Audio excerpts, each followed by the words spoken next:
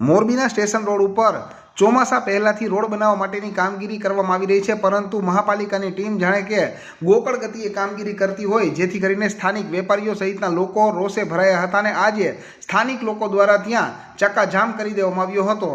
મોરબીના જુદા જુદા વિસ્તારની અંદર પ્રાથમિક સુવિધાઓ માટે ચક્કાજામ એક નહીં પરંતુ અનેક વખત કરવામાં આવ્યા છે અને ત્યારબાદ તંત્ર દોડતું થયું હોય અને કામ થયા હોય તેવા પણ દાખલા મોરબીમાં જોવા મળે છે। ત્યારે મોરબીના સ્ટેશન રોડ ઉપર ચોમાસા પહેલાથી ઉબડ-ખાબડ રોડ રસ્તાને રિપેર કરવા માટે અને નવા બનાવવા માટેની કામગીરી હાથ ધરવામાં આવી છે, પરંતુ કમનસીબે લગભગ 3 થી 4 મહિના જેટલો સમય થવા છતાં પણ ત્યાં રોડ રસ્તાના કામ હજુ સુધી પૂરા થયા નથી અને લોકોને પારાવાર મુશ્કેલીનો સામનો કરવો પડે છે। ત્યારે આજે સવારે સ્થાનિક વેપારીઓ સહિતના લોકો દ્વારા ત્યાં સ્થળ ઉપર ચક્કાજામ કરી દેવામાં આવ્યો હતો અને અગાઉ જ્યારે રવાપર રોડ, સનાળા રોડ જેવા વિસ્તારોની અંદર ચક્કાજામ થાય તો તંત્ર તાત્કાલિક દોડતું થાય અને લોકોની સમસ્યા ઉકેલ આવે તેવી ઘટનાઓ બની છે, જેથી કરીને હવે લોકોને પોતાની પ્રાથમિક સુવિધાઓ માટે થઈને ચક્કાજામ કરવા પડે તો જ તેઓના પ્રશ્ન ઉકેલાય તેવો ઘાટ મોરબીમાં સર્જાયો છે। ત્યારે આજે રેલવે સ્ટેશન રોડ ઉપર ચક્કાજામ થયો છે। જોવાનું એ રહેશે કે તંત્ર દ્વારા જે રોડની સમસ્યા છે તેને દૂર કરવા માટે થઈને ક્યારે કામગીરી કરવામાં આવશે ને નક્કર કામગીરી થશે કે કેમ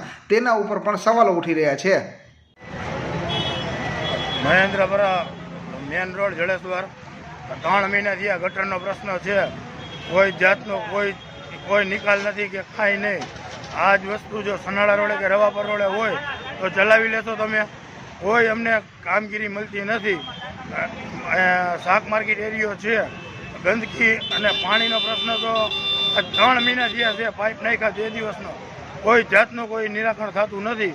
હજી નહીં થાય અમે રોડ રસ્તા સાવ બંધ કરવાના છીએ।